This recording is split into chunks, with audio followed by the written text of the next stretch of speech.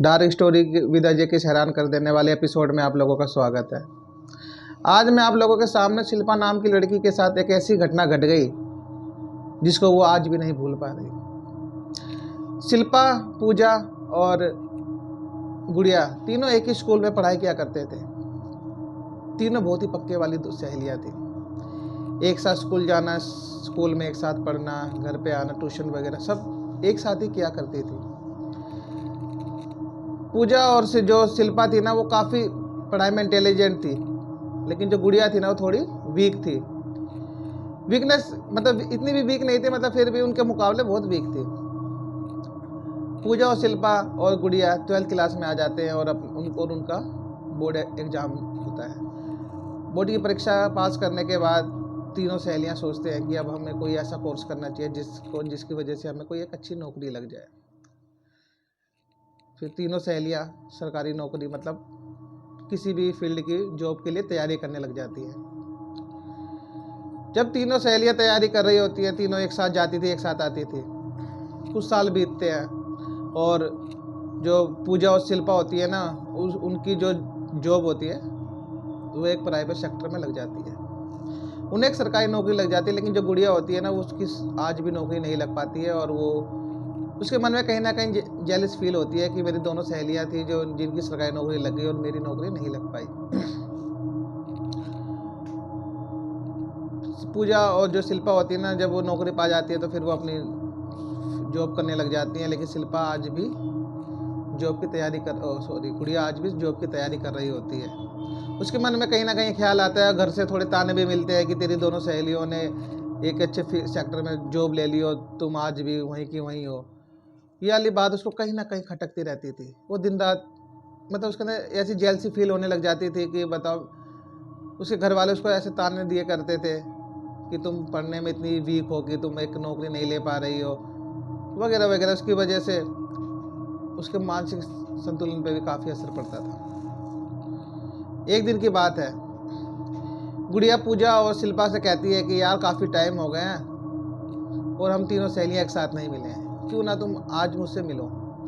तो फिर वो तीनों सहेलियाँ बातें करने के बाद संडे के दिन एक साथ मिलती हैं, काफ़ी टाइम स्पेंड करती है और थोड़ा घूमती फिरती है, खाती पीती है। तो तभी गुड़िया कहती है कि यार मतलब जब बात थोड़ी देर बैठ के बातें कर रहे होते, अचानक से उनके बातों बातों में उनके भूतिया बातें स्टार्ट हो जाती है कि यार वहाँ पे ना ऐसे ऐसे भूत होता है, मतलब ऐसे किसी लड़के के ऊपर ऐसे भूत था, ऐसे उतारा। जो गुड़िया के मामा थे ना, वो तांत्रिक थे, काफ़ी बड़े तांत्रिक थे। और गुड़िया वो बताती है कि जो मेरे मामा है ना, वो ऐसे ऐसे तांत्रिक वगैरह है और जो भूत पिशाच होते हैं उसको उतारा करते हैं। ये सुनने के बाद जो शिल्पा और पूजा काफ़ी एक्साइटेड हो जाती है, कहती है यार हमें भी देखना, हमें भी अपने मामा के पास लेके चलो। तो वो यूँ गुड़िया कहती है ठीक है, मैं अपने मामा से बात कर लेती हूँ, फिर मैं तुम्हें अपने मामा के घर ले चलूँगी और तुम भी देखना कैसे होता है। यही होता है। पूजा अपने मामा से बात करती है, उसके मामा कहते हैं ठीक है, अगले संडे तुम आना, हमें कुछ ऐसी ऐसी क्रिया करनी है तो तुम देख लेना। अब पूजा और शिल्पा को वो बताती है कि अगले संडे हम मामा के घर चलेंगे। उनके मामा का घर उनके घर से ज़्यादा दूर नहीं था, 40 किलोमीटर दूर था। तीनों तैयार होती है और अगले संडे जो आता है, तीनों उसके गुड़िया के मामा के घर पहुंच जाती है। और वो वहाँ पे जाने के बाद क्या देखती है कि उनके मामा एक गद्दी पर बैठे हुए हैं, जहाँ पर काफ़ी लोग उनके पास आ रहे हैं और अपना काफ़ी लोगों के ऊपर पोजीशन वगैरह हो रखा है, एंटिटी वगैरह आ रखी है, उसके मामा उनको ठीक करे जा रहे हैं। ये सब कुछ देखने के बाद जब उनके मामा फ्री होते हैं, फिर पूजा और शिल्पा और गुड़िया के पास आते हैं और जो अपनी शिल्पा होती है ना, उसके सर पे हाथ फेर के कहते हैं तुम काफ़ी अच्छी हो बेटी, तुम इस दुनिया से अलग हो। ये सुनने के बाद शिल्पा के मन में ये ख्याल आता है कि यार मामा जी ने ऐसा क्यों बोला कि तुम दुनिया से अलग हो, लेकिन उस बात को आएगा कर देती है और वो अपने घर चले जाते हैं। घर जाने के बाद जो शिल्पा होती है ना, उसको अजीब व गरीब सा लगता है। वो बार बार मामा जी को ही याद कर रही थी कि वो मतलब गुड़िया को फ़ोन करती है, यार मामा जी के घर ना फिर चलेंगे, मुझे काफ़ी अच्छा लगा। मामा जी मतलब मामा जी की ही बातों में वो मामा जी की ही बातें कर रही थी। उसका काम में मन ही नहीं लग रहा था। उसका 6 दिन कैसे कटे वही जानती है। 7वें दिन वो तुरंत गुड़िया को फ़ोन करती है, कहती है यार मामा जी के घर चलेंगे। गुड़िया भी कहती है हाँ ठीक है, आज मामा जी के घर फिर चलेंगे। फिर तीनों सहेलियाँ मामा जी के घर जाती है और वही कार्यक्रम होता है, लोग आते हैं, पोजीशन वगैरह चढ़ाते हैं। ये देखने के पूजा देखती रहती है। फिर जब ये सारा कार्यक्रम खत्म हो जाता है तो पूजा के मामा मतलब गुड़िया के मामा पूजा और शिल्पा के पास आते हैं और शिल्पा के सर पर हाथ रख के कहते हैं बेटी तुम सबसे अलग हो। तो फिर शिल्पा पूछ लेती है कि मामा जी मैं सबसे अलग हूँ, इसका मतलब क्या है? तो उसके मामा कोई जवाब नहीं देते और पूजा और जो शिल्पा होती है उनको चाय बनाकर देते हैं। चाय पीने के बाद जो शिल्पा होती है ना उसको सर चकराने लग जाता है, उसको हल्का फुल्का चक्कर आने लग जाता है। तो शिल्पा पूजा कहती है क्या हुआ? कह रही यार मेरा सर चकरा रहा है, मुझे ना हल्का चक्कर सा आ रहा है। कह रही कोई बात नहीं, तूने ये सब चीज़ें देखा इसकी वजह से तुझे थोड़ा मन में भय हो गया होगा और तेरे को चक्कर आ गए होंगे। उस दिन फिर वो दोबारा अपने लोग तीनों सहेलियाँ अपने अपने घर चली जाती हैं और शिल्पा का मन बिल्कुल भी काम में नहीं लग रहा था। वो घूम फिर के मामा जी को ही याद किया कर रही थी कि मामा जी की ही याद उसको आ रही थी। उसको ऐसा लग रहा था कि मुझे मामा जी से प्यार हो गया है।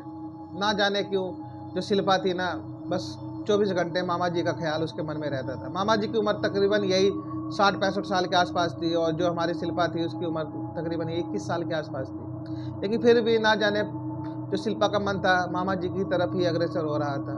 उसको यूँ लग रहा था कि कहीं ना कहीं मुझे मामा जी से प्यार होता जा रहा है। और ये पूजा इस बात को रियलाइज़ कर रही थी।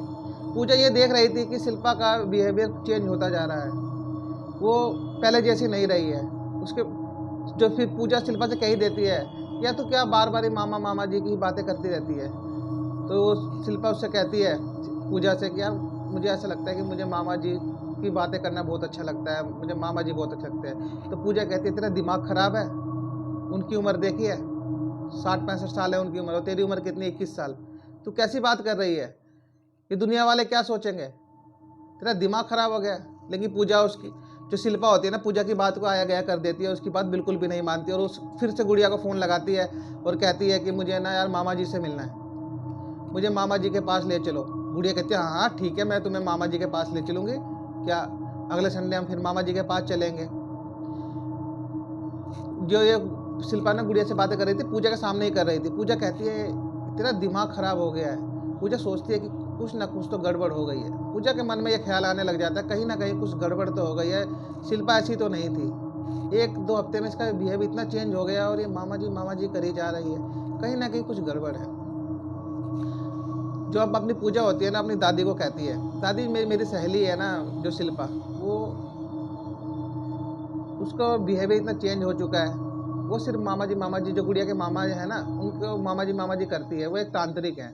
जब से हम उनके घर गए हम उनके घर पे ये देखने गए थे वो किस तरह से किसी के ऊपर एंटिटी आती है क्या होता है ये सब देखने हम गए थे। लेकिन उस दिन के बाद से जो शिल्पा है ना उसका बिहेवियर बिल्कुल चेंज हो चुका है। वो हमेशा मामा जी करती रहती है। तो जो शिल्पा की दादी थी ना वो कहती है जो पूजा की दादी है ना कहती है ठीक है बेटा तुम अपनी सहेली की फ़ोटो मुझे दो। पूजा की दादी शिल्पा की फ़ोटो ले जाकर अपनी सहेली के पास जाती हैं। उनकी सहेली भी कोई तांत्रिक थी और वो फ़ोटो देखकर बता देती थी कि किसके ऊपर क्या क्रिया की गई है। शिल्पा की फ़ोटो देखने के बाद जो दादी की सहेली थी वो कहती है कि तुम इस लड़की के ऊपर तो वशीकरण कर दिया गया है।